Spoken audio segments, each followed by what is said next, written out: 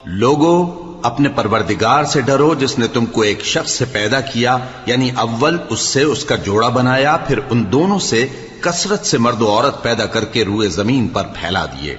और अल्लाह से डरो जिसके वास्ते से तुम एक दूसरे से हुकूक का मुतालबा करते हो, और कता रहमी से बचो। कुछ शक नहीं कि अल्लाह तुम्हें देख रहा है। और यतीमों का माल जो तुम्हारी तहवील में हो उनके हवाले कर दो, और उनके पाकीज़ा और उम्दा माल को अपने नाकिस और बुरे माल से न बदलो, और न उनका माल अपने माल में मिलाकर खाओ कि यह बड़ा सख्त गुनाह है।